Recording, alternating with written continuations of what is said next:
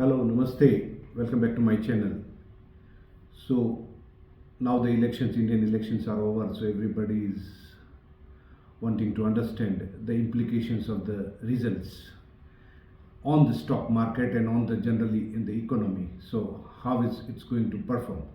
So in this video, I would be discussing the implications of this. I won't go very much deep into the analysis of the reasons, but I will only pick up those points which has implications for the stock market and for the overall economy for this year and for this term of this new government in India. So if you see that whatever the contrary to the expectations, BJP and Mr. Modi got less seats, but still they got the majority of the seats, and they will be forming the government, and continuity of this government in India, it will continue under the leadership of Mr. Modi.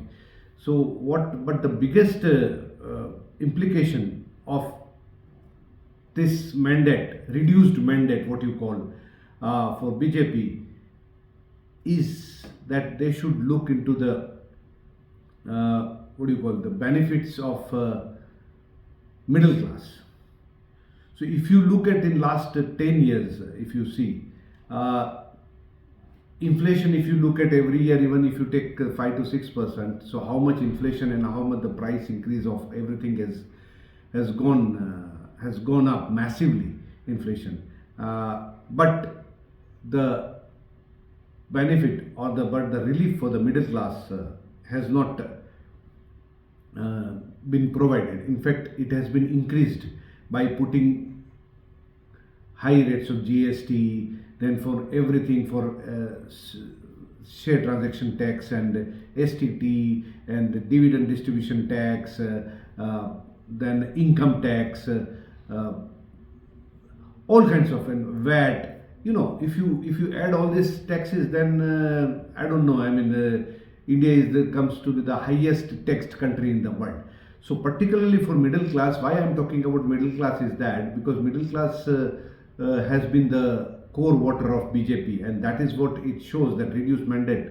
It shows that middle class feels neglected and doesn't feel very enthused about this continuity of this government, and that is why you can see this result.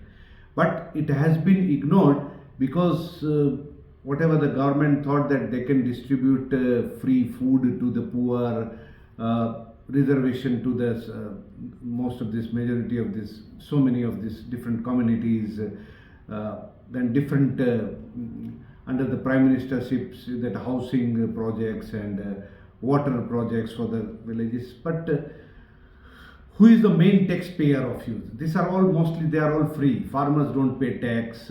Businessmen always can escape by so many of different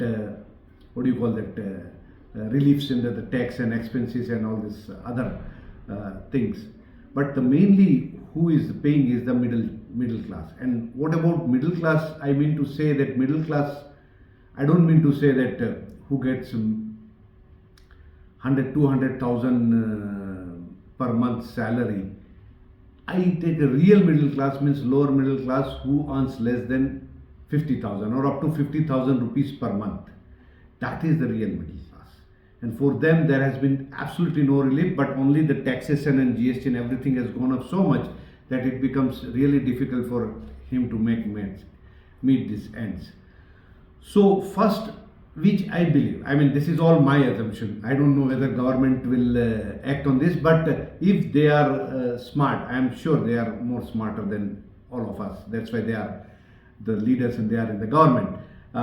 Because it's not that this election is over and now for next 5 years there is nothing going to, no more elections they have to face. They have to recently very much face now in the recent times. New elections will come of West Bengal, even UP. Then I think in Tamil Nadu and some other states. So this elections are, these major states are going to happen this year. Maharashtra, where they have, all the states, they have done very badly. So because of this apathy of middle class for BJP, they don't happy. So first thing I think with government will, when you'll see this uh, in 1st July, that new budget and the new government will present the budget for this year, you will see a big relief. That's what my assumption is. Again, I am telling you, I don't know whether they will do it or not, but there are chances are that they may announce some kind of a income tax slab, increase of income tax slab. So up to now they have not, in 10 years they have not changed that slab. It remains at 500,000 rupees per year. Till that time the exemption of income tax is there. But after that, more than 500,000 everybody has to pay. The tax comes in. So I think there should be a major relief. If somebody asks me as a finance minister what I will do, I will immediately increase this exemption by 50%. So you should do it is that up to 750,000 rupees per year, there should not be any income tax. So there will be a huge major boost for the middle class. And if you see that with the kind of taxes everything increase, actually the disposable income of the majority of the consumers of the middle class has gone down drastically, that there is no disposable income. Hardly they are able to make them meet their expenses day to day, means life expenses, that there is not much savings, and that is why you are going to see this. And don't go by what is shown on the TV or what some people, intellectuals and the stock market people, they come and talk about, because these are all millionaires. Most of these people who are like this, they get very huge salary or they have very huge income. So they don't come under so-called, I won't say them they're the real middle class. So I'm talking about the real middle class who earns around 50,000-60,000 rupees per month. They have real struggle after in this because of the increase in tax, and that is what is the matters. So if you will do that, so that is what I think that first step will be, that it will happen, the income tax exemption limit may be increased by 50% or whatever. So that may be one of the things coming in. So from stock market point of view, they will say that the income of the government, because this exemption limits of the tax revenue of the government may come down, and that may affect some of the capex of the government. So be it. It may be affected, and that is what I am coming to. The second point is that many of these infrastructure projects which this government was doing, I would say that 60% of them were very much wasteful, particularly on this villages side, and these water projects and housing projects. They were not reaching to the real beneficiaries, and there is a lot of corruption. That's why I would say that a lot of wastage of those money was being made, and it is all going to this contractors and the construction and infrastructure and project company. So the second point is that this would be hit. In my case, all these infrastructure projects, they will slow down, or new projects won't be coming up. So there would be a hit on those projects, because they will become real government and provide relief for the income tax payers. So the tax revenue may come down, and then these projects, wastage of so many of these projects, road projects and all these things. Because I was asking one of the guys, he said, all these 4-lane highways and 6-lane highways, that is very good, but how does it matter? Because if I am not getting any benefit, even I cannot afford to go on that. I cannot because in most of these highways and everything, this two-wheelers are not around. In India is mainly two-wheeler users, this so-called poor and the middle class, lower middle class people. So that is where all these big megalomaniac projects actually don't matter much for the common people. So these projects may also come down, slow down in projects. So that's why the infrastructure companies would be adversely affected. For the next year, that growth would definitely will not be whatever the other people think. So this is in budget I am talking about, that this some kind of no new projects would be coming up. So the banking and all project finance companies also would be the negatively. I would put them on the negative list. And main thing I forgot to tell you is that I don't see that market actually reaching new peaks in this year. So whatever peak we had seen at 23,000 or 24,000 exactly, let me check. just bear with me for, yeah. So it was 23,300 something.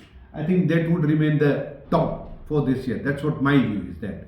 And I don't think so we are going to see beyond that. I mean, even if market recovers, it may come back to that point. But now what matters is that valuation, not the growth. That growth is for the timing. You have to bear with little lesser amount of growth.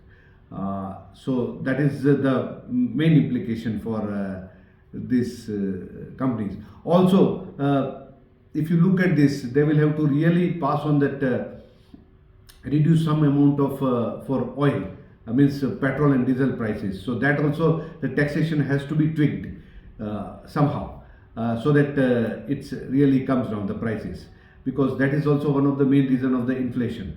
So I think overall, if you look at it, is that revenue of the government is not going to grow to that extent whatever you had seen in last 1 or 2 years, and because of this tweaks, because they have to provide relief to these people, and that's why the capex of the government capex may come down, and that is where that valuation will come into the, again back to the what you call people will start looking at valuation and not the growth story. So that is where you have to look at from the stock market perspective, that which are the company which has valuation and comfortable valuation. Because if you look at in last 1 year, it was a mad rush of the stock market. I mean the way the mad rally, I would not suggest, there was nothing rational about that rally. I mean only everybody was crazy thinking Modi is going to come back with a bang and all these things. But as you know, in the real life, nothing comes without sacrifice. So very much easy money. People were thinking that it's Indian market is a very easy money. So Modi is there, so everything is go up only. So you have to stay away from the infrastructure, project finance, bank. These are the companies you have to stay away from this, because I don't see much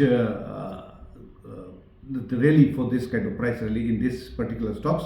And also for the Indian stock market, I don't think so that Nifty will cross that all-time high reached recently in the euphoria of exit poll that BJP is going to come back with a very big win, where it reached 23,500 something.